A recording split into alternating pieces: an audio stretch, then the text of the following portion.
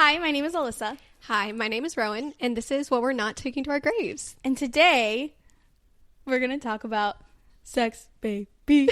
Let's talk about... I did not know you were going to do that. Yeah, we are going to be talking about sex. And I feel like we chose this topic because we're all about the controversial and the taboo. And, I mean, what's more taboo than sex? Literally. We've created this space here to talk about the things that no one's talking about. And we're gonna hit it hard. Yeah. Okay, so I want to start off by saying that I think that I have a lot of people in my life that I talk about sex with. I don't know if I would say a lot, but my closest friends, there's nothing off limits, you know? But that's not normal.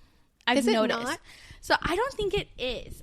Like, for example, one of the people I talk to about sex the most is my mom. And I know that's not normal. That's for sure not normal. But that means you were raised in a, like, sex-positive household, right? No. This is something that has, like, happened in the last few years. Well, I think you and your mom have always been close, but I feel like the level of closeness. I feel like the last few years, our, like, dynamic has definitely shifted quite a bit. That's the way to put it. Now we're very much in a space where, like, nothing is off limits. Yeah. It's a beautiful place to be. And I think that between, like, my mom and then, like, you and Joy and all the people who I talk to with, like, no filters on. Yeah. That if I do start to talk to someone else, I'm like, oh, can I say that to you? Or well, so I feel like I just bring it up naturally, and I don't really, like, I filter myself unless it was a professional setting or someone who I know, like, this is not something I should talk about. I'm reading the room. I don't shy away from it at all. And I'm not going into graphic detail. I'm not saying that, but I don't feel like I filter it out of my love vocabulary. to go into graphic detail, though. I will go into graphic detail, but I'm not just going to, like, throw that at someone. I want to make sure. That's kind of like my go-to, I think is what I'm trying to say. Like, I struggle to not go full send. Yeah. I definitely am an overshare. So I feel like I just have to suss it out first. Like, I need to get the vibe between whoever I'm talking to. If it's a stranger or if it's someone I just met, I'm not just going to immediately be like, and I was in this position last night. You know, like, it depends. And if they have that energy, then yes, I would. But if they don't have that energy, you gotta tread a little lightly because you want to be respectful. I know. But it's hard for people like us where there's no subject truly off limits. And we're the type of friends that will text each other and be like, I just got railed. You know, it's... Hey, sorry I missed your call. I was bent over. There was one time that last year, the beginning of last year, and Joy was going through a lot. Like, her separation was really fresh, and so, like, she was going through a lot, and everything was very, like, up and down and up in the air. And there was one time that I was tied up, literally. Nice. And she had called my phone like 3 times. Oh, God. And I was like, dude, pick up my phone and answer it. Put it on speakerphone. And that is so funny. He was like, for real? And I was like, something had to have happened. 1 call, just wants to talk. Right. 2 calls, maybe they really want to talk. 3, something's wrong. Exactly. Yeah. And so I answered the phone, and she's like, hey, what are you doing? And I was like, I'm tied up. Are you okay? And she was like, you're tied up. You're tied up? Like, literally tied up right now when you're on the phone with me? And I said, yes, are you okay?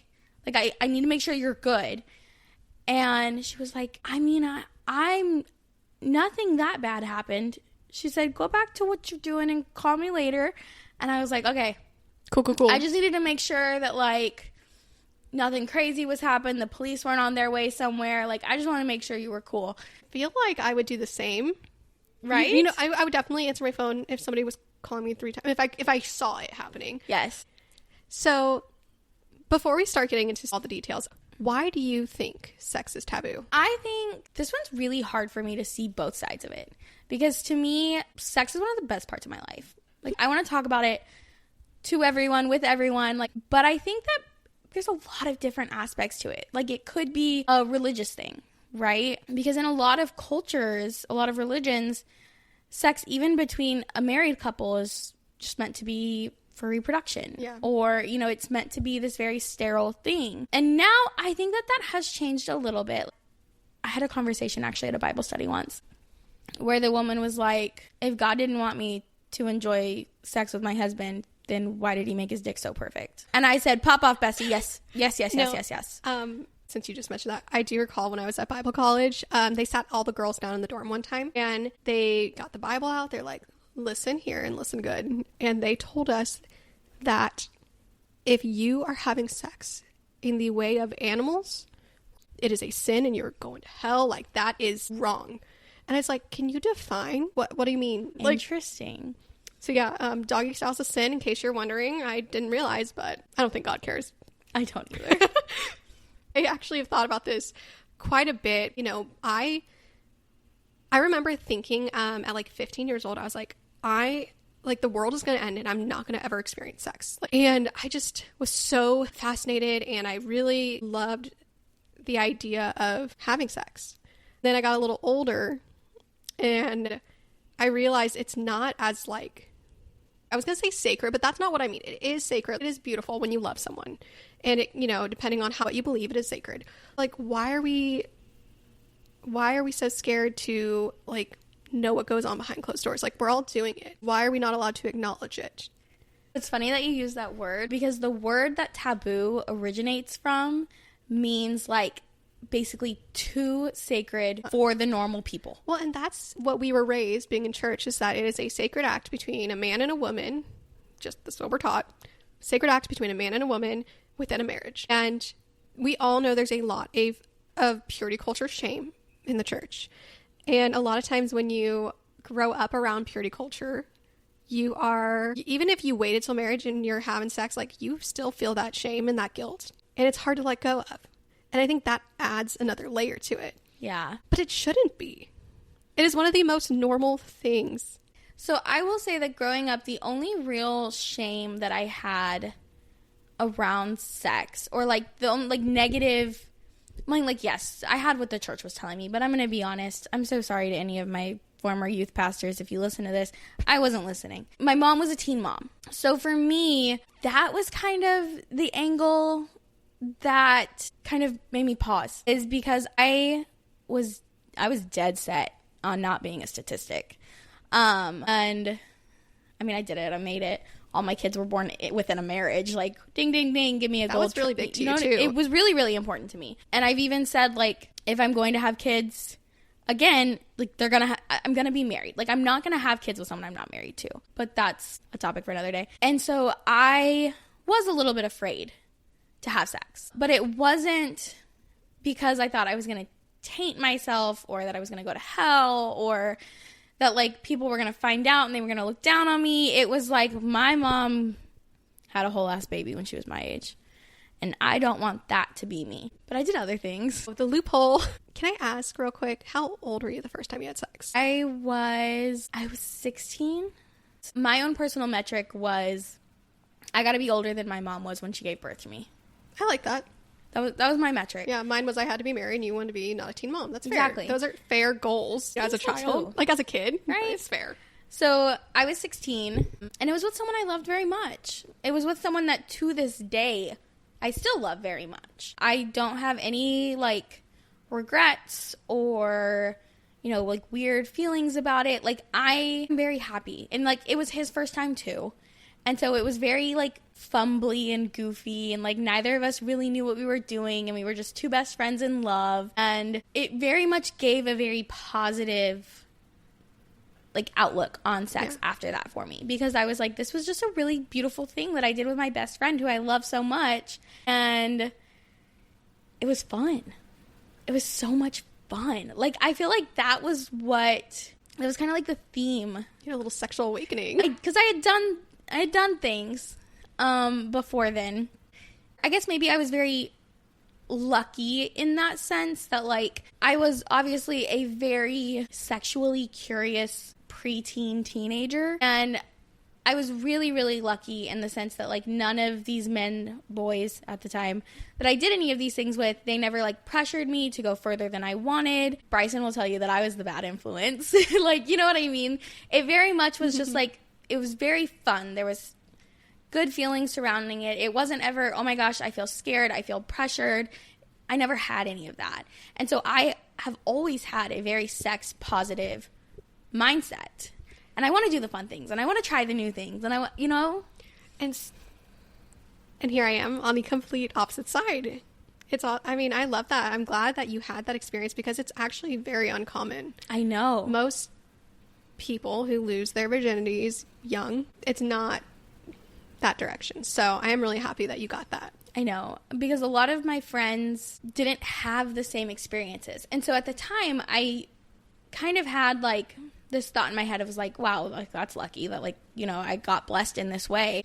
But it wasn't until I got older where I had learned, like, one friend did it while she was drunk and she doesn't remember saying yes. And another friend said no and it still happened. And another friend did it one night and then found out a week later that he had been cheating on her for 6 months. Like, I know that to give that piece of yourself away at such a young age is a huge, huge risk. Because there's so many emotions tied to sexual experiences. And so that might be a big part of it. Like, I think that it's very vulnerable. And so people might not want to be talking about what they like and what they don't like because it's super vulnerable. And it's hard even to talk to your partner sometimes. Like the person who you're doing this with who like is there and wants to like serve you and give you pleasure, and you're like, that's a flap. Move over a little. Well, and so I was 19 when I lost my virginity, and it was before marriage, and even though I really wanted to, and I carried that guilt with me probably for a couple years into my marriage. I was so ashamed. I felt so guilty that I couldn't do what I promised. So definitely the opposite end of you. But I will say, I think that to kind of tie in what you're just saying, like, it's very vulnerable, right? And you don't want to talk to your partner about what it feels almost like too taboo to talk to your partner about when you're just figuring each other out, and you don't want to hurt feelings. You don't want to make someone feel like they're doing something wrong. But how else are you supposed to learn if you don't have open communication, right? Mm-hmm. So do you feel like you are good or comfortable at like communicating what you like or don't like, or what you want or you don't want? Let me say this. I don't fake orgasms. I refuse. I think that if you're not giving me an orgasm, you should know that. It's not my... Absolutely. Don't do that. So in that regard, I make that well known before any... I'm open to talking about stuff. I'm not gonna lie, I don't really need to in my current situation, so I'm pretty happy. But in the past, definitely would vocalize it. But I have learned, I don't think I ever really did it in the moment unless it was like, asked, because I feel like you really should always address bedroom things outside of the bedroom. Otherwise it feels more of an attack for some people. I learned that through experience. I guess that could be valid. It can be a little emasculating. And not everybody's like that. Some people want to hear it. They want you to say like, yes, no, tell me what you want right now while we're here. But some people, when they think they are God's gift to the earth, cannot fathom the idea that what they're doing is painful or not pleasurable. And so if you say it in the moment, there's a chance it might hurt some big boy feelings. You're obviously the problem. Yeah, for sure. For sure. But that is true for a lot of people. And I actually listened to this really awesome sex podcast for a while now. It's called Sex with Emily. You should go listen. I really love her podcast. I don't agree with her on every single thing, but she is a certified, like, licensed, I believe it's technically sex therapist, but it's probably a better name. Like, she is a licensed sex therapist, so to speak. Okay. And she is fascinating to listen to because she gives couples that write in, call in, so many tips and tools, regardless, like, if it's, hey, this position hurts, like, what can I try? Like, my wife, always has pain when we do this, or whatever that looks like. Or, hey, my sex drive is really low, my sex drive is really high. Like, she has all these tips, and she is very big on, you should always address bedroom issues outside the bedroom.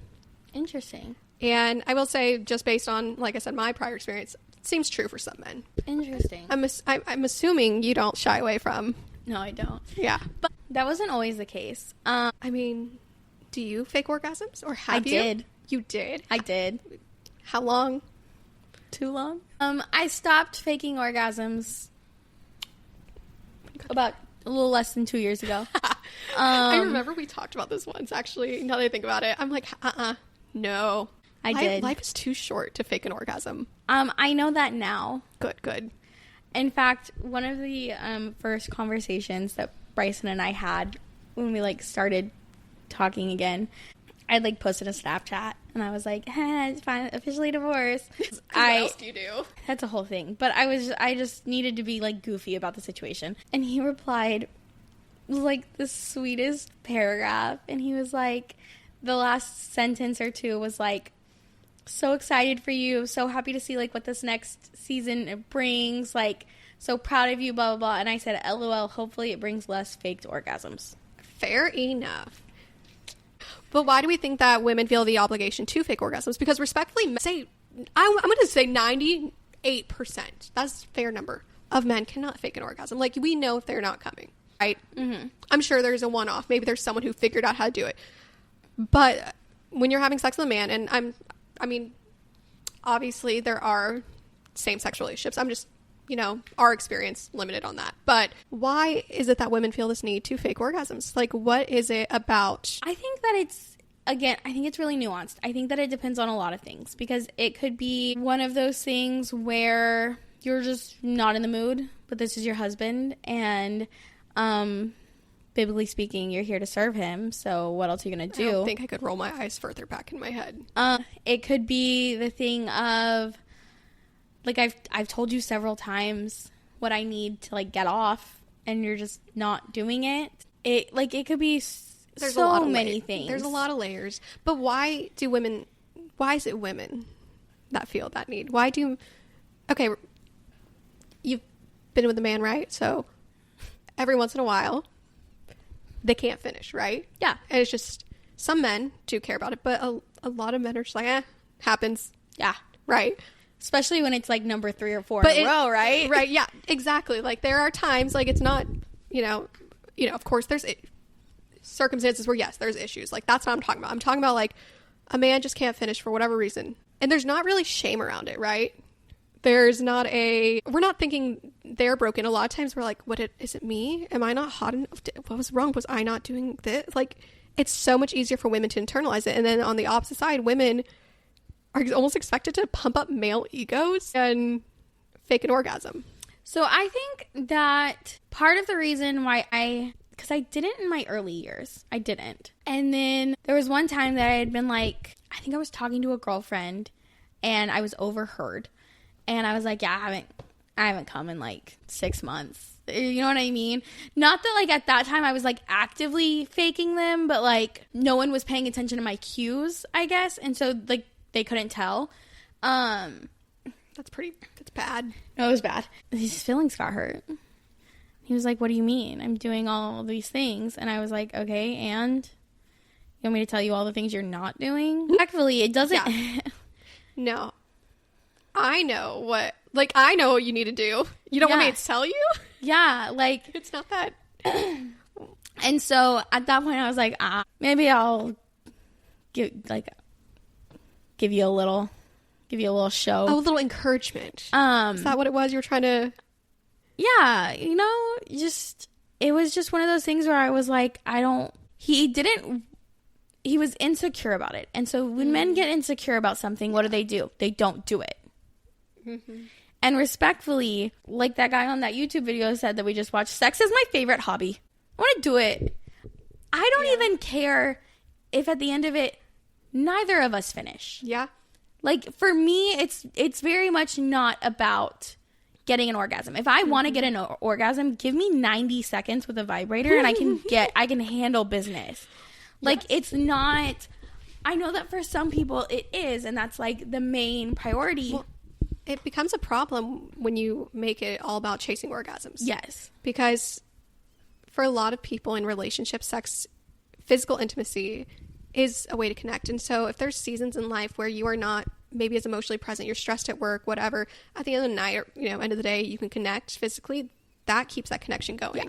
Yeah. And life is going to ebb and flow. Sex drives are not always going to be high, but it's still something to prioritize. It's connection. It's fun. It's enjoyable, even just being that close. Yeah. And so that would be why I would fake, because that makes sense. It would boost up the ego, right? And we get to do this fun thing, because for 90% of us, I don't know what the actual statistic is, but for 90% of us, sex is a thing that's a special thing that we get to do with one person.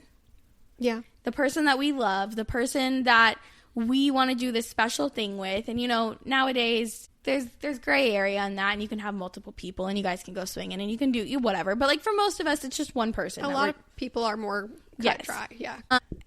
And so, yeah, I faked orgasms so I could still get to have sex. Well, like, I really appreciate, honestly, you enlightening me on that, because I personally just refuse to. And I do have, my sexual experiences are limited, so I will say maybe that plays into it, you know. But I just was like, no, you don't get the, like, reward for something you didn't do. That is so funny. I mean, that was more my younger brain thinking, but I think I've just been stubborn with it, you know? That's so funny. That was it. I don't really mean it so literal. Sex is about communication. So if I've communicated to you, for example, that this is what turns me on, this is what will help get me off here, whatever that looks like, and you still either don't care or aren't willing to try or whatever that looks like, I'm not going to fake an orgasm to pump you up, I guess. I'm so proud of you for that. It's the one thing, I don't know. It's a little different than what you probably imagined. I'm but really proud of you for that. Thank you. No, but I think that it's not a lot of partners that I've done it with. It really was just the ones who they had so much ego and like insecurity at the same time about their presence and capabilities in the bedroom. And now, like, I'm not doing that. And like, if I don't have an orgasm, then I don't have an orgasm, and neither of us are sweating it. Because sometimes it just happens and that's out of our control. Yeah. You know, like, depending on what part of my cycle I'm in, because I've got periods like a normal person now.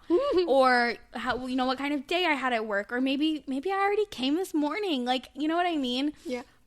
Well, I told you about the time that Henry came to my apartment and I was going to take a shower, but he saw my journal on the table and he's like, "Oh, can I read your journal?" Joking. I was like, "Yeah, fuck it. I don't care. I ain't got nothing to hide." Go to take the shower and I come out and he's like, "So, I'm the best sex you ever had?" I was like, "You fucking little shit actually read my journal." And I had just recently written in it something along the lines of, "Best sex I've ever had." I love it. And, you know, though, I wasn't just, like, gassing him up. Like, I don't know, like, I'm sure you've had it. When you have sex with someone and it's just, like, a means to an end. Like, I know you've shared, I think it was on our first episode about how, like, that was so hot to you. Like, you're totally down for that. But for me, the only experiences I had were either sex as a means to an end or, oh, hey, I really like you. I'm trying to connect, feel closer. But there was, like, this wall.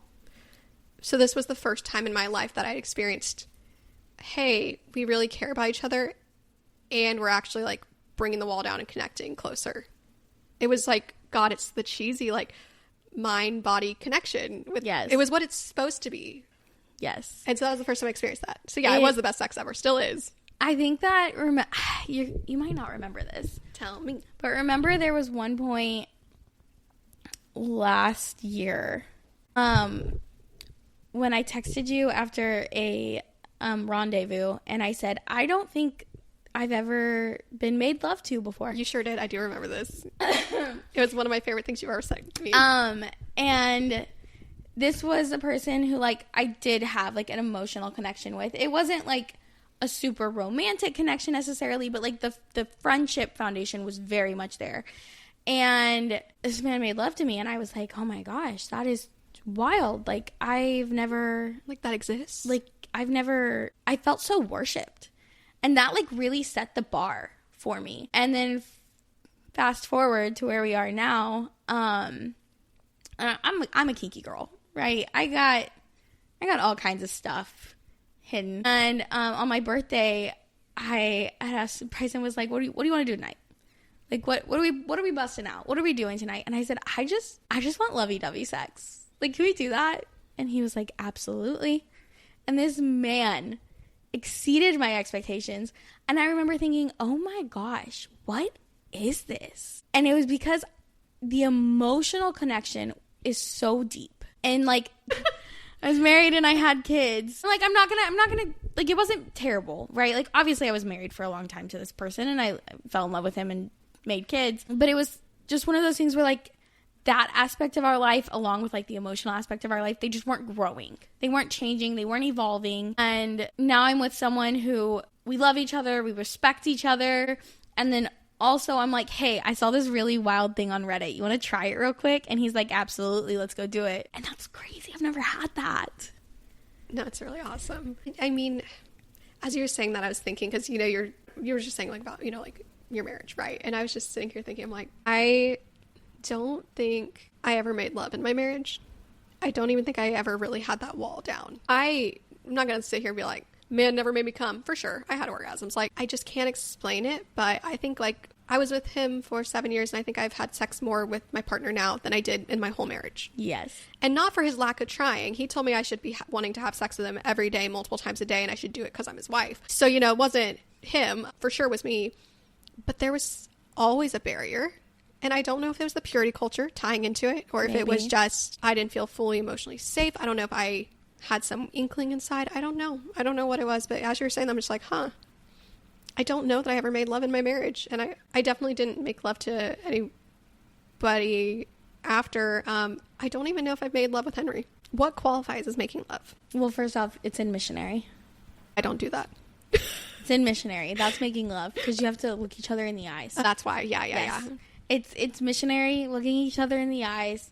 You do that thing where your legs like wrap around them. Not like on the shoulders. Not on the shoulders. Oh, no, okay. we're not doing the like paralyzed frog thing. Okay, sorry. No, yeah. Then technically Henry and I haven't made love for sure. I think that it's like slow. Like in the background, you can hear some like 2000s R&B. You know, just fading out, that kind of thing. Yeah, I don't know. I don't know. I feel like there's a lot of times in my life where sex was a means to an end, whether for me or for the person. And sometimes I just want that connection more than I want an orgasm, like you were saying. I just want to be connected. And I think being intentional with sex is so important. It, like, you can laugh about your kinks or whatever, but, like, that is a beautiful thing in a lot of ways. It really is. And I stand by that, because when you and your partner are able to, one, I don't know, just have fun together and be open-minded, that is really a solid connection. And then by having these things, you're like, hey, should we try this? Or, oh, I really liked what we did last night. Whatever that is, you're just opening that line of communication, drawing closer to each other. And I think it's a really awesome thing. It's really cool. It's not what it sounds like. Like, oh, we're so kinky. You know, what people imagine it is. No. And I spent a lot of time, like, in these kinky spaces, right? So, like, I was having the conversations and I was doing the things with people that I did have a friendship with, but they weren't, like, the person who I wanted to sit on the back porch drinking sweet tea, watching the sunrise in 50 years. And I just didn't really think that both worlds could be in the same person. Like, I just really didn't see it. And I was kind of okay with that. You know what I mean? Like, it wasn't something that I, like, forced to happen, or wasn't even something that was, like, mandatory. I did tell the man he had to choke me. I won't lie on that one. That was one of the first things I said, this will be a thing. But all of the other stuff, like, it wasn't. It was just slowly and naturally it became a part of our dynamic, and it was so cool to watch happen, like, in hindsight, when I look at it, like, just our texts and pictures and, you know what I mean, all that kind of stuff, and I'm like, wow, look at that. I've got the best of both worlds. No, it's awesome. I know we touched on this a little bit, but I think sex is also controversial and taboo to talk about, because, like you said earlier, it is a very vulnerable thing. I think about a lot. I mean, honestly, it's mostly from the podcast I've listened to. I'm not going to pretend like I'm some sex expert, because I'm for sure not. But I've just listened to this podcast and I've learned a lot of different things. I feel like a lot of times the inability to let your walls down in the bedroom prevents you from, whether it's orgasms, connection. Why would somebody want to talk about something they're so uncomfortable with? Yeah. You know, locker room talk, for example. Like, you know, we all hear about it. Obviously, we're not part of it, but I don't think it's the same way some women talk about sex. Like, the way you and I talk about sex, the way I talk to Ashley, I don't think men are doing that a lot of times. I don't think that men are talking about sex at all. They may be like, oh yeah, I got laid, or that was, you know, she's hot. But would never. Really? person would never. I don't think that they're talking about it as much as we think that they are. And we're talking about it a whole lot. We talk about it a lot because, I don't know, because we've created a super safe space, like in our little circle where we talk about these things. I think that it's something that we're taught to not talk about because it's inappropriate. It's dirty, like, you know what I mean? And there's also a lot of shame surrounding, like, anything that's not vanilla Christian marriage sex. Yeah. There's so much shame surrounding anything that's not that. No, there is. And I think that's why you and I we've talked about this, about how we want our children to be raised in sex positive homes, but also we want to discuss with them, hey, if you're going to do it, here's how we're safe. There's also time, a time in your life where you're probably not going to be ready for it, even if you feel like you want to do it, like explaining what emotional safety is and what it's like to have your frontal lobe. And obviously we don't expect our children to wait till they're 25, but I think we really want them to understand that, hey, like, your heart may not actually be ready for this, even if you feel like your body is. Yeah. And then if they still choose to do it, we'd rather them do it safely and be in situations where they actually want it, like your experience was, rather than the latter. Yeah, I agree. And that's controversial in itself because people want to teach their kids to wait till marriage. And I'm just like, it's so unrealistic. It's so unrealistic. And they're going to do it anyways. Yeah, I don't mean literally be in the know, but I'd rather be in the know. I'd rather have the open dialogue with my child. And honestly, I only have a son, so maybe it won't even be me doing the talking, but I want the conversation to be out there. Yeah. But yeah, I don't know. If you ask me, Rowan, why do you think sex is taboo? I really don't know why the subject is so taboo. We all enjoy it. We all do it. We literally parade around the children, which is like what happens from it. We're like, look how cute my kid is. We're trying for a baby, aka we're fucking like rabbits when you guys aren't looking. But it's the way society wants it presented, not the realistic way. Yeah, like it's the clean and clinical wham bam, thank you ma'am, 5 minutes later. Yeah. I did with my husband after church versus what it actually is. Being tied up and I'm not going to finish that sentence, but. Or being fucked in front of the mirror in a hotel room and having your hair pulled back so you have to look at yourself. Why do you think I have a wall of mirrors? No, it shouldn't be that way. But it is. And we're not going to change society with one podcast, but I'm not going to stop talking about sex and I'm not going to stop enjoying it. No. Like, I want to go home and get railed right now. That'd be real nice. I might have time. It really is. It's a favorite hobby. It's so much fun. It's so much fun. And I definitely enjoy it. I mean, look, I love a good orgasm. I honestly think that there's studies. I wish I looked this up. There's studies about how having an orgasm a day is like really good for your health. Yes. I don't know what it is, but. While we're talking about this, we should talk about masturbation. Because that's another one. I feel like I would put some money down and say that masturbation is more taboo than sex itself. Yes. Yes, because one, it's shamed completely by the church. So like I said, in this area, for sure, you know. But also there's no, like, it's a solo act. It's like, why would somebody be like, hey, good for you? Well, I mean, why would you talk about it? It's almost like it's shameful in itself to admit that you're doing that. I am the most pro-masturbation person I know. I'm super pro-masturbation. When you got divorced, I bought you a vibrator. That was my housewarming gift. When Joy got divorced, I bought her a vibrator.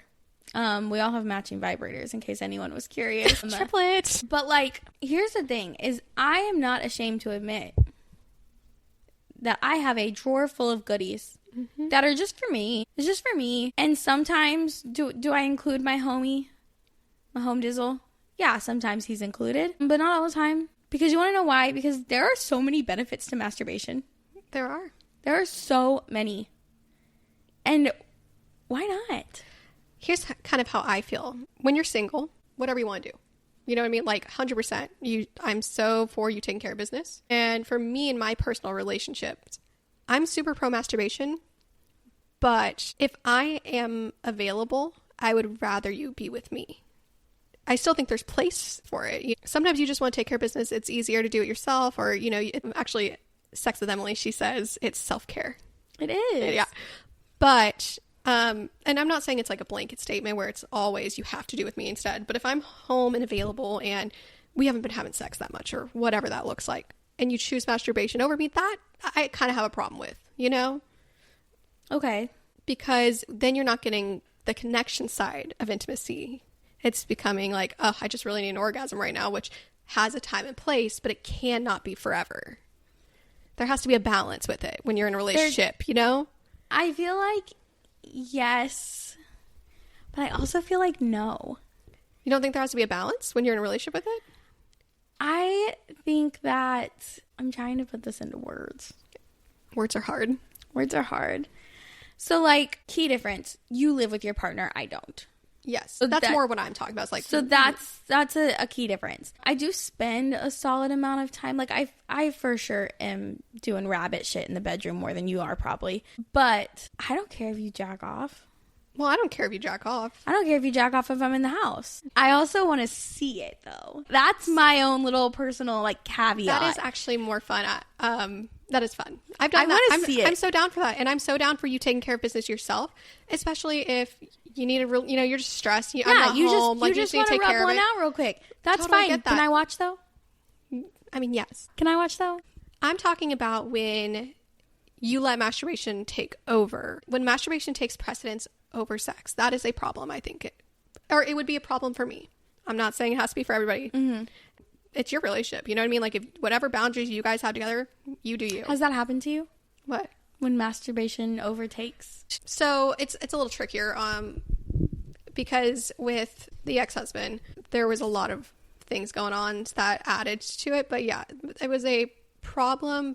But he would also just say it was because I wasn't having sex with him. You know? So, like, two sides to everything. But there was reasons I wasn't wanting to have sex, right? But it didn't make it okay that you just, I don't know, openly would do it in front of me, like, and not in a, like you're saying, hot way. It was a shame. I don't know. It was gross. It was the way he was doing it. I can't explain. I don't even think I want to. Okay. But it's just, it's hard to explain because it wasn't a, oh, hey, I'm doing this, like, hoping you're going to want to jump in or you're going to find this attractive. It was a, well, you're not giving me what I want, so I'm going to do what I need and you have to deal with it. And there were so many layers to that, though, because I don't think there's anything wrong with taking care of your business if your partner doesn't want to. Like, if you want to get off, get off. But that situation was different. Yeah. So maybe that plays into it a little bit. Yeah. But for some reason, it is something I don't feel comfortable with. I don't want my partner masturbating more than they are being intimate with me. Interesting. I don't think I've ever had that exact conversation with a partner. Is it a conversation that was had? Yeah, for sure. I don't know that I ever have. Well, this is, again, a subject for a different day. But when Henry and I did not live together, I mean, I was not trying to dictate what he was doing. You know, we kind of had a conversation early on, like, that I just always wanted to feel like I came first. And that was in a general sense, but, like, in the bedroom, like, there's a lot of things. Like, I just probably had some trauma from my past relationship, and I just wanted to, like, blanket statement address things. And we kind of agreed, like, what you're doing in the comfort of your home that doesn't hurt anybody, like, that's not my business. Mm-hmm. But then if you live together, and, like, when we did move in together, I just kind of told him, you know, off the top of my head how it felt. For me, I don't care if you masturbate, but I mean, like, I don't want you choosing to watch some woman on the internet and watch porn over me and being intimate with me. That's a big thing for me. But like I said, another conversation for another day about the porn thing, but I'm not anti-porn or anti-sex work, but for my relationship, I am, if that makes sense. How would you feel if he was jacking off to a picture of you? Oh, absolutely. Love it. Hot. Great. Then it wouldn't be, no. So it's not necessarily about the jacking off. Yeah, well, that's what I'm saying. I'm pro masturbation through and through. I do it. I mean, there was a time period where I was like, every morning, take care of business. For sure. It just depends. Every night before bed. You know, I was like, well, might as well get it done now since I won't have time later. Like, you know, need an orgasm. I feel like because of infidelity in the past and how partners have lusted after other women and just some of the studies that I've seen on porn, which I know we talked about, and we actually will do an episode on this, but I just personally am not comfortable with it. I don't like that a lot of traditional porn is women that are sex trafficked. It gives me an icky feeling. So I have some issues with porn itself. But it's not necessarily anti-sex work, but for my relationship, it has no room. Okay. I'm not delusional that I think my partner's only ever going to find me attractive. We all have eyes. We can all see if someone's beautiful, handsome, hot, whatever. But I want the intentional choice. So I just made it very clear early on that it is very important to me that you are making an intentional choice to have eyes for me, even when I'm not here. I think that I feel a similar way. And the way that I've just kind of handled, like, I don't think that I realized that that's what my brain was doing, is I just be out here making pornos. Yeah. You sure do. You sure do, and I envy you for it. Like one time when we were talking about this or a similar conversation, and I texted Bryson and I was like, where does one even watch porn? Where do you even watch porn? And he was like, from the folder in my phone that has pictures and videos of you. What do you mean? And I was like, I forgot, you're a good egg. My bad. You remember that? I was like, no, where does other people find porn? Yeah, I need to find for science. I mean, Texas now doesn't let you do porn. You can actually. Oh, is there a loophole? There's a loophole. If you make an account, like if you have an account. You don't have to do that driver's license thing or whatever. I don't know. I've never actually done it, but I heard you had to like had to enter your driver's license number. You had to like prove you're of age, something like that. But I don't know exactly. But yeah, no. So I agree with you though, and I mean, it is hot. Masturbation is honestly, it's like a necessity in a lot of cases. But yeah, it's not really anything to do with masturbation. It's just intentional, because there's going to be seasons in life where if you're in a long-term relationship, your sex drive is going to ebb and flow, or you're maybe just not even going to have sex for whatever period of time. We all hope that's not the case, but realistically, we get sick. There's stress in life, whatever that looks like. Yeah. And when that happens, you then have to be more intentional. And so in my head, if that was happening and I had a partner that was choosing to watch porn and take care of business and not even touch me, that would be an issue for me. I think it would probably for a lot of people. Yeah, I agree. I haven't had... Well, we're going to talk about porn later. Are we missing anything taboo? I don't think so. I think we covered a lot. Yeah. Okay.